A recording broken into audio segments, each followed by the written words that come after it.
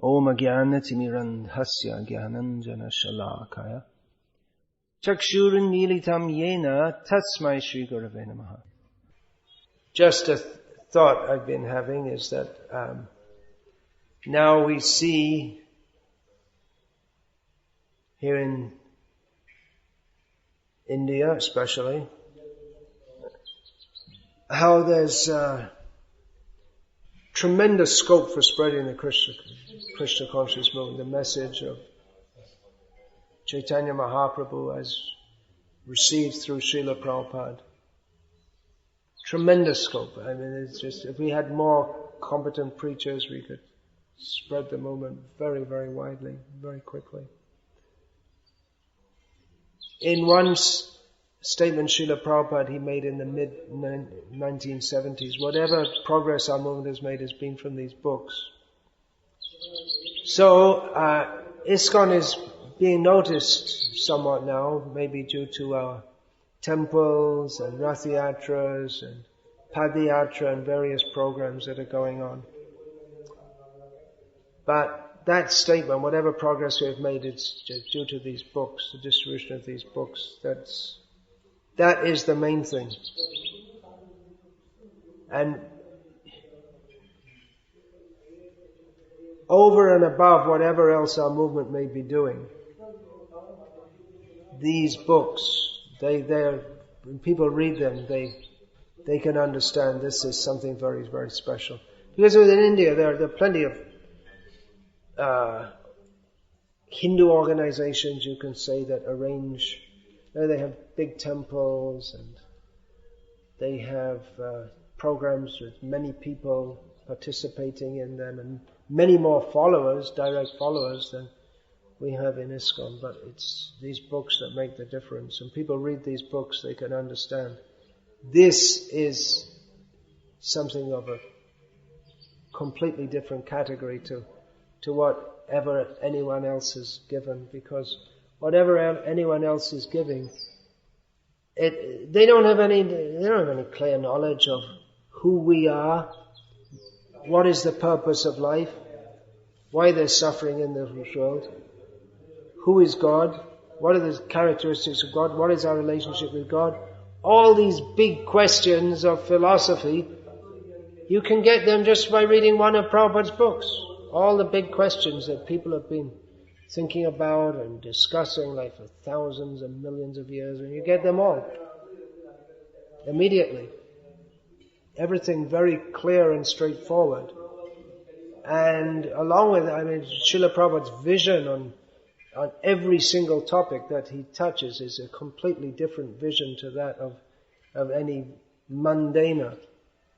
Just like, for instance, there's this whole thing like alternative energy, and they're thinking how we can get solar power or power from the waves and programs. Just forget it. You don't need electricity at all. What's the solution to the petrol problem? Don't use petrol. That's all. Problem solved. People never needed it before, and you don't need it now. It's just creating more problems than it solves. So, just a completely different vision. And why should you do that? You see, because with petrol you can drive here and there and you can develop society. No, what is this development? It's all useless. You have to develop spiritually, understand that is the real goal of life. It's just a completely different perspective which makes sense in all respects. Not some religious dogma. So these books are very powerful. What is that? You met some professor in Rameshwaram? He came up to you. It was in Rameshwaram? Yeah, in Rameshwaram. He came on the bookstall. He was what, from Tamil Nadu, this man? He's from Rameshwaram. He's from Rameshwaram, a local man. He's a professor in a college? Or? Yeah, and he read one or two Prabhupada's He read one or two of Prabhupada's books. He said, whatever I read before was this way, that way, something, but this is fire. He said whatever I read before, and presumably as a professor he'd read quite a lot. He said it's this way or that way. But when I read Prabhupada's books, I felt this just like fire.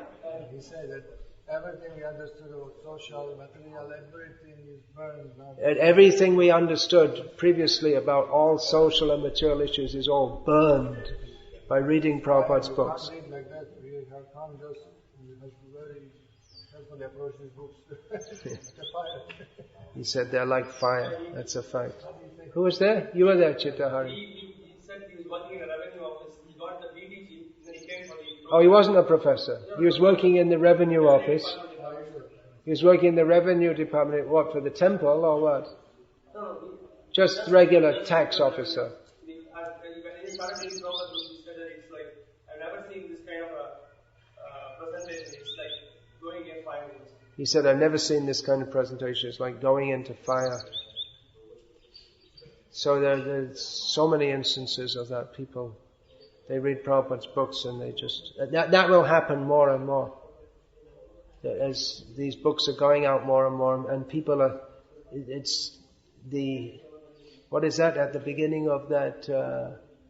Bhagavan Kotha in Bengali, Prabhupada wrote, and it's translated into English. I can't remember what it's called in English. Prabhupada talks about the... what is it? The inexorable hand of fate. That is. So, the wheels of time are grinding on. And things, after a relatively nice looking period, now practically everyone admits we're heading for a very nasty period in human history, which just means that the nastiness becomes more overt, that's all.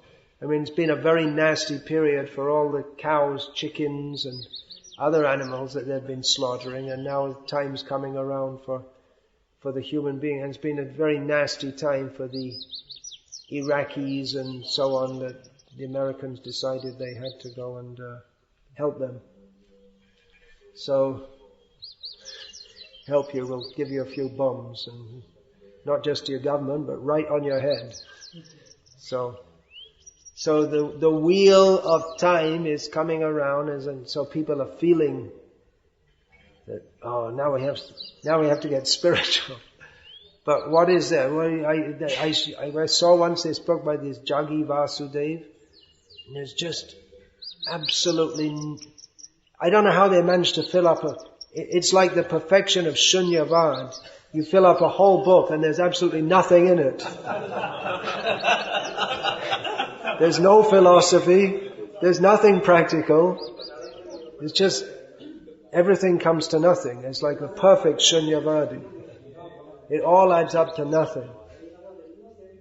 But with every word of Prabhupada's books, it's like, it's bullets piercing through all the coverings of your false ego and your misconception. It's extremely powerful.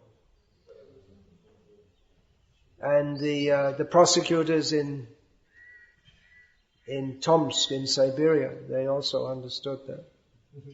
Why is this Russian Orthodox Church so much against? There are so many groups, there's so many more members. They're against us. They can understand. They can understand that if people if they read these books and start to take them seriously, there'll be a big problem. And the only way they can think is to ban it, but they ended up giving it more publicity. It's like that. Demons always work against themselves. Like Kamsa, he sent out the orders to kill all the young children that were born, but by the arrangement of Maya, it was only the demons' children that got killed. None of the devotees' children got killed. So that's how it happens.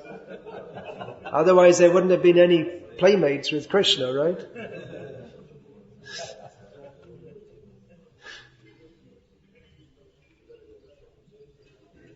So what's the conclusion? We should go on pushing this book distribution. There's another issue which just came up. Every so often it comes up that one of our senior leaders has capitulated. What should we do? Should we give up in disappointment? No, the response is we should push the book distribution more and more and more. And we should make these farm communities and gurukuls and varnashram communities. We should do all of this. Train up the kids in gurukul. Yes. Here he is. Just came.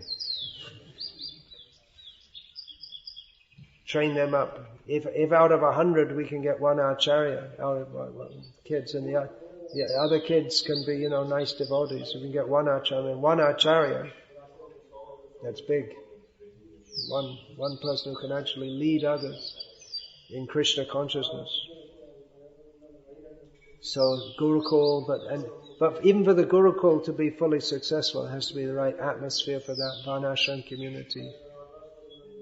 So don't be disappointed. Let's go on positively. What else is there to do? Otherwise, what do we all do? We just all go home and walk home. We don't even have a home.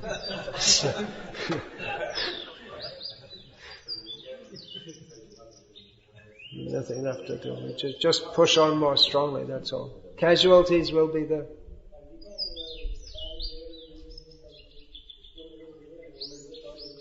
So that Rameshwaram festival is over and immediately the book distribution is back and the scores are no less than in the marathon.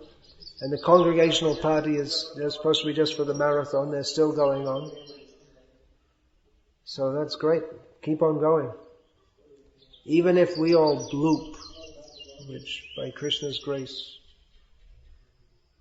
wait a minute, I didn't say, that won't happen. But more devotees will come from the books. So go on pushing them. Bhagavatam says, Bhagavad Darshan is also very important to that, like taking it, presenting topical issues in terms of Krishna consciousness. It's a big issue now in Tamil Nadu, the nuclear reactor. So should it be started? So what's the Krishna conscious? Yeah, we would say no. So what's the alternative? No, just don't have a power station, that's all. That's all. No need of any of it. Revolutionary. What's the solution? Chant Hare Krishna. Get absorbed in the holy name. Don't have electricity. You don't need it. Few people in the world can have it for the writing books and printing books, and that's all. Anyway, we're a long way from that, but at least ourselves we should set up these communities. So, Hare Krishna. All glories to Srila Prabhupada.